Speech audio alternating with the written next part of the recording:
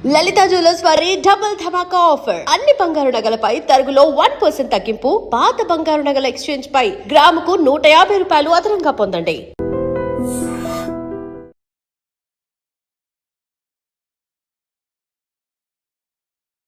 నమస్కారం, welcome to I dream. ధర్మ మార్గం విత్ విజిత కార్యక్రమానికి స్వాగతం.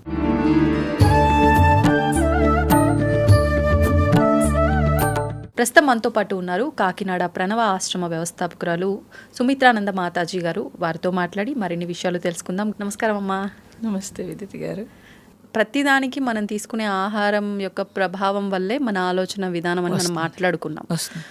అందుకే కాబోలు కొన్నిసార్లు అంటే నెలలో ఒక 2 సార్లు అయినా ఉపవాసం గనక ఉండగలిగితే నీ మనస్సును నిన్ను నువ్వు కంట్రోల్ చేసుకోగలుగుతావు అని మాకు అనిపిస్తుంది. పెద్దవాళ్ళు ఉపవాసం అనే ఒక విధానాన్ని ముందుకు తీసుకొచ్చారు. అలా తీసుకుంటే ఎవ్రీ మంత్ ఏకాదశి వచ్చినప్పుడు ఖచ్చితంగా ఉపవాసం ఉంటే ఇలా మనం స్పిరిచువాలిటీగా ఆధ్యాత్మికంగా పుణ్యము నీ శరీరాన్ని కూడా నువ్వు బ్యాలెన్సింగ్ చేసుకున్నట్టు ఉంటుంది అని. మనకి తొలి ఏకాదశి అంటే పండగలన్నీ ఇంక నుంచి ప్రారంభం అవుతూ ఉంటాయి. రాబోతోంది మరికొద్ది రోజుల్లో. ఇంకా ఉపవాసం గురించి తెలిసిందే. మేమందరం అయితే ఆహారం తీసుకోకపోవడమే ఉపవాసము, పెద్దవాళ్ళు అదే చెప్పారు అని మేము ఇది పాటిస్తున్నాం. మీరు చెప్పేది ఏంటి అంటే భగవంతుడికి దగ్గరగా ఉండడమే ఉపవాసము. మరి అసలు ఏంటి, మేమేం పాటించాలి ఇప్పుడు? అది అందరికీ తెలుసున్నది. ఉపవాసం అంటే వాసం అంటే నివాసము, ఉప అంటే దగ్గర, భగవంతుడి దగ్గరగా నివాసము. భగవంతుడి దగ్గరగా నివాసము ఉండడానికి ఎరుకతో ఎలర్ట్గా ఉండడానికి మన పెద్దలు ఏం చేశారంటే 2 రకాలు ఉపవాసము. శారీరక ఆరోగ్యము, మానసిక ఆరోగ్యము 2 ఉంటాయి. శారీరక ఆరోగ్యం ఎందుకనంటే మీరు ఎప్పుడూ ఆ ఎపటైజ్కి అలాగ రన్నింగ్లో ఉంటుంది కాబట్టి దానికి రెస్ట్ ఇవ్వడం ఒకటి. తర్వాత చెడు కణాలు ఏవైతే ఉన్నాయో ఆ చెడు కణాలన్నీ కూడా పోవడం కోసము ఇది పెట్టాం. మనోనిగ్రహము. మరి ఉపవాసం అని భగవంతుడి దగ్గర అయితే తప్పించి మీకు మనోనిగ్రహం ఉండదు కాబట్టి ఇలాగ మనకి ఏర్పాటు చేయడం జరిగింది. ప్రతి మాసంలోనూ ఉంటుంది ఏకాదశి. కానీ తొలి ఏకాదశి విశిష్టత ఏంటంటే మొదట నువ్వు భగవంతుడు అంటే ఇయర్లో మొదటది భగవంతుడి దగ్గరికి చేరుకునే పండగ నుంచి స్టార్ట్ అవుతుంది కాబట్టి ఈ తొలి ఏకాదశిలో మీకు అసలు ఒరిజినల్గా అయితే ఏకాదశ అంటున్నారు మీరు. ఏకాదిశ అది దిశ అంటే మార్గము. ఏకం వైపు మార్గము. ఏకం అంటే ఏంటి? ఒక్కటి. భగవంతుడు ఉన్నదంతా ఒక్కటే కాబట్టి ఆ ఒక్క వైపుకి నువ్వు దిశ అంటే మార్గము కోసము ఏకాదశ అనేసారు. ఎంత చక్కటి అర్థం ఉందమ్మా. మరి అసలు మీనింగ్, ఒరిజినల్ మీనింగ్ అది. ఓకే. ఏకాదిశ అన్నప్పుడు ఆ మార్గం, ఏకం వైపు మార్గము అన్నప్పుడు మీరు ఆహారం తీసుకోవాలి అని అంటే కనుక ఆలోచనలు వచ్చేస్తే ఆహారం తీసుకోవాలి, ఏ ఆహారం తీసుకోవాలి, ఎంత తీసుకోవాలి, తీసుకున్న తర్వాత మళ్ళీ మనకి తమస్సు వచ్చేస్తుంది. కాబట్టి ఆహార నియమం అందుకు పెట్టారు. ఓకే. సో దాంట్లో మళ్ళీ మనం ఉండలేం కాబట్టి టీ తాగేయచ్చా, కాఫీ తాగేయచ్చా, లేకపోతే ప్రసాదం తినేయచ్చా, ఇన్ని రకాలు చెప్తున్నారు. అంటే ఉడికించినవి తినద్దు ఇలా ఏవో చెప్తారు. ఎందుకని అసలు ఉండలేని వాళ్ళ కోసం అది పెట్టారు. ఉండగలిగితే నిరాహారంగా పూర్తిగా ఎంటీ స్టమక్తో వాటర్ ఒక్కటే తీసుకుని మీరు చేయగలిగితే కనుక 2 రకాల ఉపయోగం. ఒకటి, శరీరంలో కణాలన్నీ వేస్ట్ అన్నీ పోతాయి ఒకటి. రెండవది ఏంటంటే ఆహారం తీసుకున్నప్పుడు కొంత శక్తి దానికి పోతుంది. అలా పోకుండా ఇది అంటే నేను ఉండలేను అన్నది మానసిక పరిస్థితి. అందుకే భగవంతుడితో లింక్ పెట్టినప్పుడు ఆ మానసిక పరిస్థితి స్ట్రాంగ్ అవడం కోసం లింక్ పెట్టి ఉంచారు. కాబట్టి నేను ఉండగలను, నేను భగవంతుడికి ఏమీ ఇవ్వలేకపోతున్నాను, అట్లీస్ట్ ఈ ఒక్క రోజు నా ఆహారాన్ని వదిలేసి త్యాగం చేస్తాను. అన్నీ ఆయనే ఇస్తున్నాడు మనకి, ఎంతో త్యాగం చేస్తున్నాడు భగవంతుడు. నేను ఈ ఒక్కరోజు త్యాగం చేయలేనంటారా? చేయొచ్చు అనుకుంటే అని మనం ఏమైనా నిర్ణయించుకుంటే ఉండగలరు. అలా ఉన్నప్పుడు ఇంకా మరీ ఉండలేకపోతే రాత్రి ఏదైనా పలహారం అంటే టిఫిన్లు, ఇవన్నీ వచ్చేస్తాయి. పలహారం అనలేదు, ఆహారము అన్నారు. అంటే ఫలాల్ని ఆహారం కింద తీసుకోమని. ఓకే. ఫ్రూట్స్ అంతే, అంతవరకే చెప్పారు. అంతే పలహారం అని చెప్పి ఇడ్లీ దోశ లేకపోతే ఇంకోటి తిన్నారు అని అంటే అది టిఫిన్లోకి వచ్చేసింది కదా అది. సో ఫలాహారం అంటే ఫలాలు అంటే న్యాచురల్గా వస్తాయి కాబట్టి ఆ న్యాచురల్గా ఉండే శక్తి మనకి సరిపోతుంది. మీరు ఫలాలు తీసుకోవాలంటే అసలు మన ఇంట్లో ఏదైనా ఒక పండు పండింది అనుకోండి, ఆ పండు పూర్వం అయితే కనుక ఇలా ఉపవాసం ఉన్నవాళ్ళు చెట్టు దగ్గరికి వెళ్ళి దండం పెట్టుకుని చెట్టు నుంచి కోసుకుని తినేవారు. ఎందుకనంటే ఆ చెట్టు నుంచి ఆ ప్రాణశక్తి వస్తుంది. అందుకని ఒక్క ఫలం తీసుకుంటే అది రోజంతా వాళ్ళకి ఎనర్జీని ఇచ్చేది, ఆ మన్నాడంతా కూడా బోల్డ్ ఎనర్జీ ఇచ్చేది. ఇప్పుడు మనం కోసి ఫ్రిడ్జ్లో పెట్టి బజార్ నుంచి తెచ్చి దాంట్లో జీవకణాలు చనిపోయి రుచి ఉంటుంది, కానీ జీవకణాలు చనిపోతాయి కాబట్టి మనకి శక్తి సరిపోదు. కాబట్టి మా పూర్వీకులందరూ మేము చూసింది ఏంటంటే ఉపవాసం ఉన్నప్పుడు తప్పనిసరిగా దొడ్లో ఉండే ఏ ఫలాలు ఉంటే అవి తీసుకునేవారు, అలాగే తినేవారు. సో చదువుకోపోయినా వాళ్ళకి అన్నీ తెలుసు వరుసగా. కాబట్టి ఇప్పుడు మనం ఏర్పాటు చేసుకోవచ్చు. మాకు తెలిసినంత వరకు దొడ్లో అన్ని రకాల ఫలాలు వేసుకునేవారు, ఏర్పాటు చేసుకునేవారు. మీరు ఏకాదశి తప్పనిసరిగా ఏకాదశ అన్నప్పుడు ఏకం వైపు భగవంతుడి వైపు ప్రయాణం చేస్తున్నాం కాబట్టి నిరాహారంగా ఉంటే నిర్గుణ స్థితి వస్తుందంటే గుణం లేవదు. ఎందుకు గుణం లేవదు అని అంటే మీరు తీసుకునే ఆహారంలో రజస్సు తమస్సు ఏమీ ఉండదు. ఆహారమే తీసుకోవట్లేదు కదా, తీసుకోవట్లేదు కాబట్టి నిరాహారము నిర్గుణ స్థితినిస్తే ఏకం వైపు ప్రయాణం చేయడాన్ని ఏకాదశి అన్నారు. అది ఏకాదశి.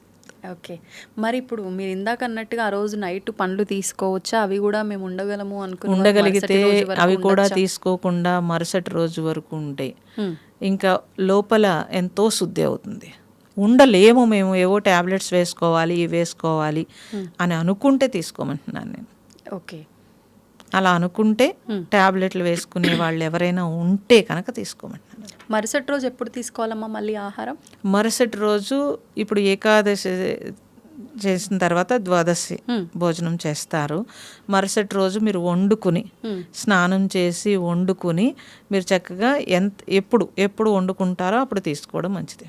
ఓకే, అది ఏకంగా భోజనమే చేసేయమంటారు. అందుకే డైరెక్ట్గా భోజనం చేసేయమంటారు. ఎందుకంటే భోజనంలో మళ్ళీ పులుపు తీపి అన్ని రకాలు వస్తాయి కాబట్టి అది కరెక్ట్గా సరిపోతాయి. క్యాలరీలు సరిపోతాయి, విటమిన్స్ సరిపోతాయి, అన్నీ సరిపోతాయి, బ్యాలెన్స్ అవుతుంది.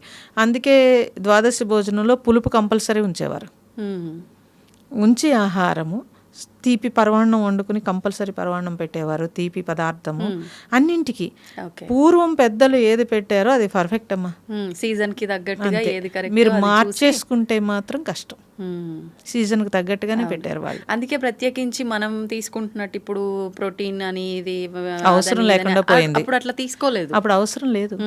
అన్నింటిలోనూ వాళ్ళు కరెక్ట్ గా చూసుకుని తీసుకున్నారు అన్నేను. సో భూమి నుంచి కూడా సారం అంతే ఉండేది. మీరు ఇప్పుడు పురుగుల మందులు ఎరువుల మందులతోటి ఇవన్నీ పక్కకు వెళ్ళిపోతున్నాయి కాబట్టి ఇప్పుడు ఇంకా శ్రద్ధగా ఉండాలి. మనం తినే ఆహారము ఎరువులు పురుగులు కాబట్టి చాలా శ్రద్ధగా ఉండాలి. మీరు సలాడ్ తీసుకున్నారనుకోండి, అందుకే కదా బాయిల్డ్ లేకుండా సలాడ్ తీసుకోవద్దు అంటున్నారు. ఎందుకని అంటే మీరు మీ అంతటి మీరు పండించుకుని ఎరువులు పురుగులు లేకపోతే సలాడ్ తీసుకోవచ్చు. ఓకే, పురుగుల మందు ఎరువుల మందు తోటి మనం సలాడ్ తీసుకుంటే కనుక మళ్ళీ గ్యాస్ట్రిక్ ప్రాబ్లం వస్తుంది. కాబట్టి అమ్మ నేను విన్నంత వరకు ఏకాదశి రోజున ధాన్యంలో ఏదో అంటే రాక్షసుడో ఏదో ఉంటుంది. ధాన్యం అంటే రైస్ తీసుకున్న వాళ్ళకి ఈ రూపంలో ధాన్యాన్ని కనుక మనం సేవిస్తే దోషము, అంతకుమించి మీరు వేరే ఏం తీసుకున్నా కూడా తప్పులేదు అని చెప్పి అది ఎవరెవరో శాస్త్రము ప్రమాణం అయినప్పుడు శాస్త్రములో మనకి పూర్వం అంత పెద్దలు ఏం పెట్టారో అదే కరెక్ట్ అమ్మా. ఎవరెవరో ఏదో చెప్తే కనుక రకరకాలుగా చెప్పి ఉండవచ్చు, ఎవరెవరో ఏదో చెప్తారు, కానీ అది కరెక్ట్ కాదు ఎప్పుడు కూడా. ఓకే, ఇప్పుడు అసలు చేసేది ఎందుకు అది ముందే తెలియచేసాము. చేసేది ఎందుకు? ఇప్పుడు ఉట్టప్పుడు కూడా ఉపవాసాలు ఉండొచ్చు. మీరు ఏ మతంలో ఎందులోనైనా ఉపవాసాలు ఉన్నాయి చూడండి. అది ఎందుకు చేస్తున్నారు? మానసికంగా శారీరకంగా రెండు రకాలుగా ఉపయోగపడాలి ఉపవాసం అంటే. రెండు రకాలుగా ఉపయోగపడాలి. శుద్ధి కోసం కదమ్మా. మానసిక శుద్ధి, శారీరక శుద్ధి. దీనికోసం ఉపవాసం. మానసిక శుద్ధి భగవంతుడి వైపు జర్నీ చేసినప్పుడు వస్తుంది. శారీరక శుద్ధి ఉపవాసంతో మీరు నిరాహారంగా ఉన్నప్పుడు వస్తుంది. ఇప్పుడు ఆ రోజు దైవ చింతనతో ఉండాలి అంటే ఏదైనా నామం కానీ మంత్రం కానీ పూర్తిగా ఎందుకు ఉపవాసం ఎంత కష్టపడి చేస్తున్నారు కాబట్టి మీరు భోజనం వైపు దృష్టి, లేకపోతే మిగతా విషయాలు, ఒట్టి ఉపవాసమే సరిపోదు. ఉపవాసం ఉండి 2 సినిమాలు చూస్తాను, సీరియల్ చూస్తానంటే కుదరదు. అలా కుదరదు. పూర్తిగా భగవన్నామం, మీరు గ్రంథం చదువుతారా, నామం చెప్పుకుంటారా, లేకపోతే పూజ చేసుకుంటారా, మీ ఇష్టం. Okay okay. జపం చేసుకుంటారా, ఏం చేసుకుంటారో మార్చి మొత్తం మీద రోజంతా భగవంతుడితో గడపడము అనేది పెట్టుకోవాలి. ఆ రోజే అన్ని పనులు పెట్టుకోకుండా ముందు వెనక పనులు చేసేసుకుని ఏకాదిశ అంటే దిశ అంటే మార్గం కాబట్టి ఆ మార్గంలో మనం ఉండడం కోసము ఇది చేస్తున్నాము అని తెలుసుకుని ఆ రోజంతా భగవద్ధ్యానంలో ఉండడము. ఇంట్లో పిల్లలు ఏదో ఇబ్బందులు ఉంటే కనుక కొద్దిసేపు వాళ్ళకి చూసి వాళ్ళకి కూడా చెప్పొచ్చు చక్కగా, మేము ఉపవాసం ఉన్నాం, భగవద్ధ్యానంలో ఉంటాం, ఈ రోజుకి మీరు ఇది చేసుకోండి అంటే వాళ్ళకి కూడా అలవాటు అవుతుంది. పిల్లలు కూడా ఉపవాసం ఉండొచ్చా అమ్మ? ఉండొచ్చు. 10 years లోపు ఉండరు, మిగతా అంతా 10 years దాటితే ఉండవచ్చు, చక్కగా ఉండవచ్చు. ఉండలేరు 10 years లోపు.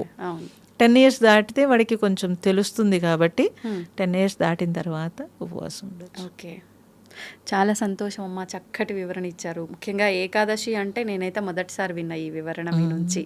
చాలా సంతోషంగా ఉందమ్మా, ధన్యవాదాలు. నమస్తే. నమస్తే. And for more videos, Please subscribe to iDream. Please subscribe to iDream. Please subscribe iDream. And please subscribe to iDream. For more videos, subscribe to iDream. please like, share and subscribe to the channel. Congratulations, iDream. Subscribe to iDream. Subscribe to iDream. So subscribe to iDream Media. iDream team andarki huge congratulations. Please subscribe iDream Media. Please subscribe to iDream. Subscribe iDream. Please subscribe to iDream. iDream అంటే నా కళల ఛానల్ను subscribe చేసుకున్న నోరు తిరుగుతలేదు, మీరైతే గంట గుర్తు కొట్టండి. For more such videos, please subscribe to iDream. Subscribe to iDream. Please subscribe to iDream. Please subscribe iDream Media. Please do subscribe to iDream. Please subscribe to iDream Media. For best entertainment and information, please subscribe iDream. And don't forget to subscribe to iDream.